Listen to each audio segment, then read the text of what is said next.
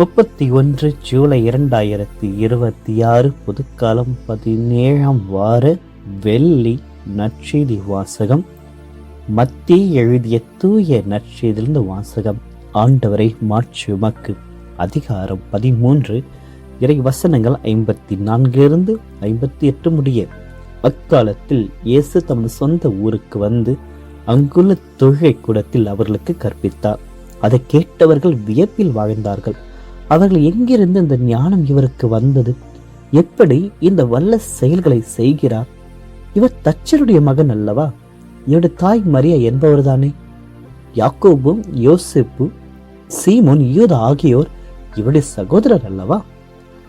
இவர் சகோதரர்கள் எல்லோரும் நம்முடன் இருக்கிறார்கள் அல்லவா? பின் இவருக்கு இவற்றையெல்லாம் எங்கிருந்து வந்தன என்றார்கள். இவ்வாறு அவரை ஏற்றுக்கொள்ள அவர்கள் தயங்கினார்கள். இயேசு அவர்களிடம் சொந்த ஊரிலும் வீட்டிலும் தவிர மற்ற எங்கும் இறைவாக்கினர் மதிப்பு பெறுவர் என்றார்.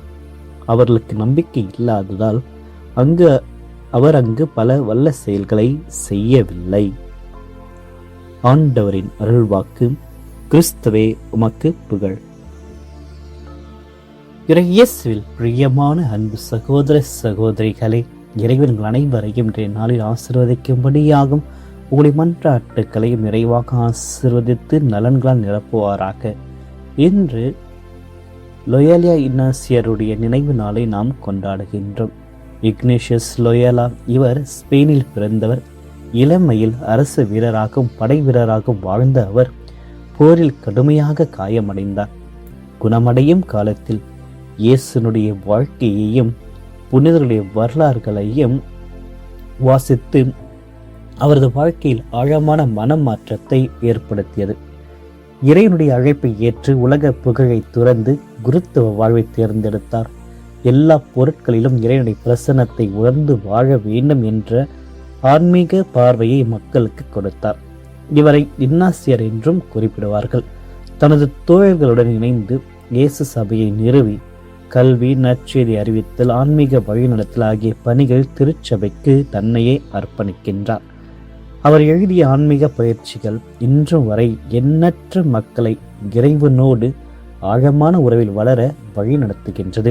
இதனால் அவருடைய தியானங்கள், ஆன்மீக பயிற்சிகள் மற்றும் கல்வி பணிகளுடைய பாதுகாவலராக அவர் மதிக்கப்படுகின்றார். இன்றைய நற்செய்தி வாசகத்தை பார்க்கின்ற பொழுது இயேசு தன்னுடைய சொந்த ஊரான நாசரேத்துக்கு செல்கிறார். அங்குள்ள தொழுகை கூடத்தில் அவர் போதித்த பொழுது மக்களுடைய ஞானத்தையும் அவர் செய்த வல்ல செயல்களை கண்டு வியப்படைகிறார்கள். ஆனால் அந்த வியப்பு அவர்களை நம்பிக்கைக்கு நடத்தவில்லை, மாறாக அவர்களை இடரடைய செய்கின்றது. அதாவது அவர்களுக்கு நம்பிக்கைக்கு இடர்களாக இயேசுடைய வல்ல செயல்கள் இருந்த மாதிரி தெரிகிறது. இயேசுடைய சொந்த ஊர் மக்கள் கேட்ட கேள்விகள் இவைதான். இவருக்கு இந்த ஞானம் எங்கிருந்து வந்தது? இவருடைய பெற்றோர்கள் நமக்கு தெரிந்தவர்கள் அல்லவா என்ற கேள்விகள். அன்பார்ந்தவர்களே, நாசரேத்து மக்கள் இயேசுடைய தெய்வீக தன்மையை பார்க்க தவறவிட்டார்கள். அவர் இயேசுடைய மனித பின்னணியை மட்டுமே பார்த்தார்கள். நாங்கள் இவரை சின்ன வயதிலிருந்தே பார்க்கிறோம், இவருடைய குடும்பத்தை எங்களுக்கு தெரியும் என்ற அவர்களுடைய அகந்தையையும் பழகி போன தன்மையையும் அவர்களுடைய கண்கள் மறைத்து விட்டன. இதன் விளைவாக இயேசு அங்கு பல வல்ல செயல்களை செய்யவில்லை என்று விவிலியம் குறிப்பிடுகின்றது. நாசரேத்து மக்களுக்கு இயேசு மிகவும் பழகியவராக இருக்கிறார். ஆனால் அவர்களால் அவரை ஒரு இறைவாக்கினராகவோ மீட்பராகவோ ஏற்றுக்கொள்ள முடியவில்லை. நாசரேத்து மக்கள் தங்களுக்கு எல்லாம் தெரியும் என்று தங்களுடைய சொந்த எண்ணங்களுக்கு தங்களை அடைத்து கொண்டதால் புதிய உண்மைகளை கற்றுக்கொள்ளும் திறனை இழக்கிறார்கள். நாமும் பல நேரங்களில் இப்படித்தான் வாழ்கிறோம். நம்முடைய குடும்பத்தில் இருப்பவர்கள், நம்மோடு பணி புரிபவர்கள் அல்லது நம்முடைய சபையில் இருப்பவர்கள் வழியாக கடவுள் பேசுகின்ற பொழுது நாம் அவர்களை குறைத்துதான் மதிப்பிடுகின்றோம். இவரை பற்றி எனக்கு தெரியாதா என்று மனித பலவீனங்களை மட்டுமே பார்த்து அவர்கள் வழியாக கடவுள் தருகின்ற செய்தியை நாம் தவறவிடுகின்றோம். இயேசுனுடைய வல்லமை இல்லாமல் இல்லை. ஆனால் மக்களுடைய அவிவிசுவாசம், குறைந்த விசுவாசம் இயேசுவை அங்கு வல்ல செயல்களை அங்கு செய்ய தடுத்தது. கடவுள் தன்னுடைய வாழ்வில் பல அற்புதங்களை செய்ய காத்து கொண்டிருக்கிறார்.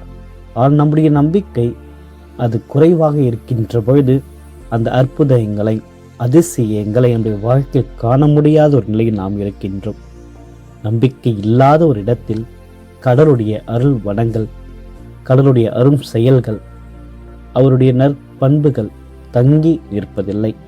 நம்முடைய சந்தேகங்களும் அவிவிசுவாசமும் கடவுள் நம்முடைய வாழ்வில் செய்ய நினைக்கின்ற நன்மைகளை தடுத்து விடுகின்றன என்று நாம் இன்று சிந்திக்க வேண்டும். நாசரேத்து மக்கள் இயேசுவை அவருடைய உலக பின்னணியை வைத்தும் தச்சு தொழிலை வைத்தும் எடை போட்டார்கள். இன்றும் நம் சமூகத்தில் மனிதர்கள் கல்வி, பணம், அந்தஸ்து மற்றும் குடும்ப பின்னணியை வைத்தே மதிக்கப்படுகிறார்கள். ஆனால் கடவுள் மனிதரின் வெளித்தோற்றத்தை பார்ப்பதில்லை, இதயத்தை பார்க்கிறார். எளிய பின்புலங்களிலிருந்து வரும் மனிதர்கள் வழியாகவும் கடவுள் பெரிய காரியங்களை செய்வார் என்பதை நாம் ஏற்றுக்கொள்ள பழக வேண்டும். இன்றைய நாள் நாம் நினைவு கூறுகின்ற தூய லொயாலா இன்னாசியாருடைய நினைவு நாளிலும் இந்த நற்செய்தி நமக்கு ஒரு ஆழமான தொடர்பு கொண்டு வருகிறது. நாசரேத்து மக்கள் தங்களுக்கு இயேசுவை ஏற்கனவே தெரியும் என்ற அகந்தையினால் அவருக்குள் இருந்த தெய்வீக பொக்கிஷத்தை காண தவறினார்கள். தூய இன்னாசியார் தன்னுடைய வாழ்வில் தொடக்கத்தில் உலக புகழ், போர் வீர் என்ற ஒரு அந்தஸ்து, ஆடம்பரம் போன்றவற்றையே தேடினார். ஒரு களத்தில் காயமடைந்து படுக்கையில் இருந்தபோது மட்டும்தான் அவர் கிறிஸ்துவை பற்றிய புத்தகங்களை வாசிக்க நேர்ந்தது. அப்பொழுதுதான் அவர் தனக்குள் இருந்த பழைய உலக பெருமைகளை உடைத்து கொண்டு நாசரேத்து மக்கள் பார்க்க தவறிய அந்த இயேசுவை தன்னுடைய நம்பிக்கையினுடைய கண்களால் கண்டு கொள்கிறார். இன்னும் நமக்கு கற்றுக் கொடுத்த மிகப்பெரிய ஆன்மீக பாடம்தான் எல்லாவற்றிலும் கடவுளை காண்பது. நாசரேத்து மக்கள் ஒரு தச்சனும் மகனுக்குள் கடவுளை காண தவறுகிறார்கள். ஆனால் இன்னாசியா தன்னுடைய எளிய காரியங்களிலும் அன்றாட சபல்களிலும் சாதாரண மனிதர்களும் கடவுளுடைய பிரசன்னத்தை அவர் காண செய்தார், நம்மையும் காண அழைக்கிறார்.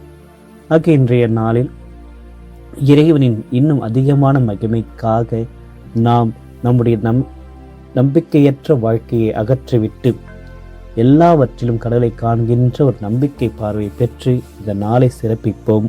ஆமென். மன்றாடுவோமாக.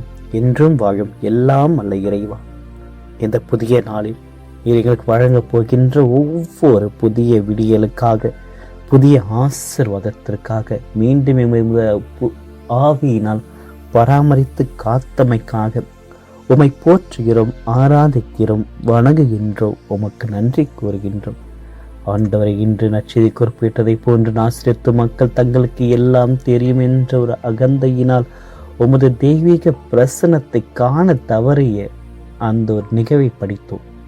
பல நேரங்களில் எங்களோடு வாழும் எளிய மனிதர்கள் வழியாக, குடும்ப உறுப்பினர்கள் வழியாக நீர் எங்களோடு பேசும் பொழுது எங்களில் பழகி போன தன்மையினாலும் மனித பலவீனங்களை மட்டுமே பார்ப்பதினால் உமது குரலை நாங்கள் கேட்க தவறுகிறோம். எங்களை மன்னித்தருளும் ஆண்டவரை. வெளியில் தோற்றத்தை வைத்து மனிதர்களை எடை போடுகின்ற எங்களுடைய குறுகிய மனநிலையை மாற்றி தூய லொயாலா இன்னாசியாரை போல எல்லாவற்றிலும் எல்லாரிலும் உமது தெய்வீக பிரசன்னத்தை காணும் நம்பிக்கை கண்களை எங்களுக்கு தாரும். எங்களுடைய அவிவிசுவாசத்தை அகற்றி உமது அற்புதங்களை எங்களுடைய வாழ்வில் அனுபவிக்க தேவையான உன்னதமான ஒரு நம்பிக்கையை எங்களுக்கு தந்திரலும். ஆண்டவரே, இந்த புதிய நாளில் நாங்கள் ஜெபிக்கின்ற அனைத்து மன்றாட்டுகளையும் எங்களுக்கு நிறைவாக தந்திரலும். எம்மிடையே வாழ்ந்து கொண்டிருக்கின்ற எங்களுக்கு ஏற்படுகின்ற அனைத்து போராட்டங்கள், வன்முறைகள், கலவரங்கள், குழப்பங்கள், பிரச்சனைகள், பயங்கள், இருள், அனைத்து கஷ்டத்திலிருந்தும் எங்களை ஆசீர்வதியும். எங்களுடைய ஒவ்வொரு மன்றாட்டுகளையும் கஷ்டங்களுடைய கரங்களில் நாங்கள் அர்ப்பணிக்கின்றோம். நாங்கள் ஒவ்வொரு வாழ்கின்ற வாழ்க்கையில் படுகின்ற கஷ்டங்கள், எந்த விதமான அதிசயத்தையும் அற்புதத்தையும் காண முடியாது இருக்கின்ற ஒரு நிலையில் எங்களுக்குள் இருக்கின்ற அந்த சந்தேகங்கள், அவிவிசுவாசத்தை, நம்பிக்கையின்மையை அகற்றி இன்று நாங்கள் உம்மை கண்டறிய, உம்மை நாங்கள் உணர்ந்திட, உங்கள் பிரசன்னத்தை நாங்கள் எங்களுடைய வாழ்க்கையில் கண்டு உணர்ந்திட, எங்களுடைய அனைத்து பணிகளிலும், பயணங்களிலும், மனிதர்களிலும் உம்மை நாங்கள் கண்டெடுத்திட எங்களுக்கு உதவியாக வாரும். ஆண்டவரே, எங்களுடைய தனிப்பட்ட வாழ்வையும் குடும்பங்களையும் தொழில் முயற்சிகளையும் உடைய பாதத்தில் வைக்கின்றோம். இந்த நாள் முழுவதும் உமது பிரசனம் எங்களோடு இருக்கட்டும். ஆண்டவரே, இன்று நாங்கள் உம்மீது நம்பிக்கை வைத்து ஜெபிக்கின்ற அனைத்து மன்றாட்டுகளையும் எங்களுக்கு நிறைவாக கருத்தரலாம். நிறைவாக எங்களுக்கு ஒரு பலத்தை தந்து எங்களுக்கு வழி நடத்தியறோம். தூய இன்னாசரை போல தங்களுடைய உலக பெருமைகளை தாண்டி இறைவன் இன்னும் அதிக மகிமைக்காக எங்கள் வாழ்க்கையையே உமது பாதத்தில் அர்ப்பணிக்கின்ற அனைத்து லட்சியத்தையும் எங்களுக்கு தந்திடும். இந்த நாளில் இயேசு சபையில் இருக்கின்ற அனைத்து குருக்களையும் சகோதரர்களையும், அந்த நிறுவனம் பணிபுரிகின்ற அனைத்து பிள்ளைகளையும், மாணவர்களையும், இளைஞர்களையும் நிறைவாக ஆசீர்வதித்தரலாம். அனைவரையும் ஒரு தெய்வீக பிரசனத்தால் காத்து வழிநடத்தி இந்த நாள் முழுவதும் உமது மகிழ்ச்சியில் நாங்கள் நிலைத்திட எங்களுக்கு உதவியாக வாரும். இந்த மன்றாட்டுக்களை எல்லாம் எங்கள் ஆண்டவராகிய கிறிஸ்து வழியாக மன்றாடுகின்றோம். ஆமேன். எல்லாம் வல்ல இறைவன் தந்தை, மகன், தூய ஆவியார் அனைவரையும் நிறைவாக ஆசீர்வதிப்பாராக. ஆமேன்.